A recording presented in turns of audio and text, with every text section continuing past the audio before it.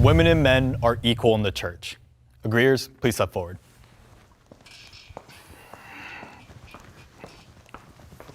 Jeez. I wholeheartedly believe that men and women in the church are equal, but I think it's important to define what equal is, because I'm immediately aware of what the secular anti-Mormon arguments are. At the same time, I look at our faith, and we're a faith that has codified this idea, as the Apostle Paul said, that we will be co-participants in his glory.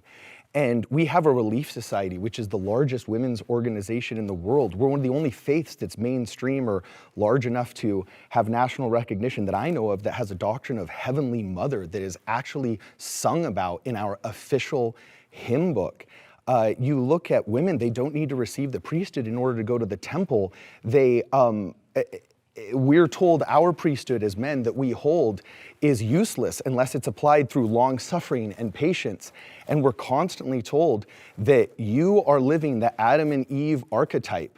And unless you make a decision mutually with your wife, which is the ultimate definition of equality, it's what we call unrighteous dominion. I'm very aware that some people say, oh, because women can't have the priesthood, that you're a second-class citizen. And there's some cultural arguments that people might try and bring in, but in the codified faith, women enjoy, sometimes will complain about almost preferential treatment.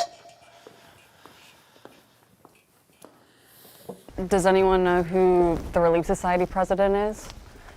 Like, can you name the woman that is the Relief Society president over the whole church? I know it was Jean B. Bingham. I don't know who it is right now, I'll be honest with you. I definitely think that men and women are treated very differently. With that said, I can't name the 12 apostles. Wait.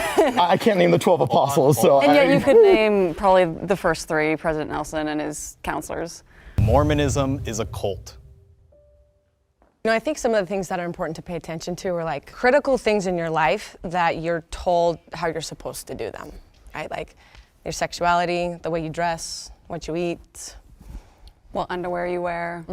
What made me finally, because it was hard to admit growing up Mormon, it was hard to admit that it was a cult, but I think when you look at, again, the critical thinking, the lack of it, I think is a big red flag. The idea that Mormonism is a cult is a pejorative trope that has been an anti-Mormon slur against the church for a long time.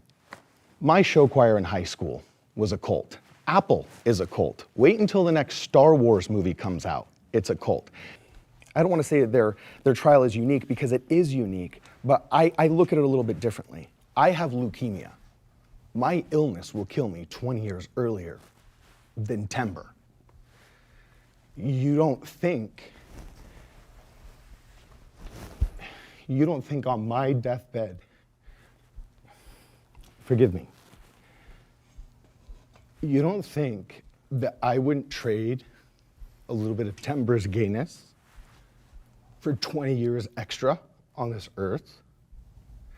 So if timber has a loss of faith because being gay in a hypersexualized world with a law of chastity from the Bible that he doesn't understand, I get that, because we live in a cruel, hypersexualized world. But I stare down the barrel of a chemotherapy pill every day that keeps me alive. I will die probably the same time my father does. It's a trial and it sucks, but welcome to the club. That's why I have to stop you right there. To say that being gay is a trial is disgusting.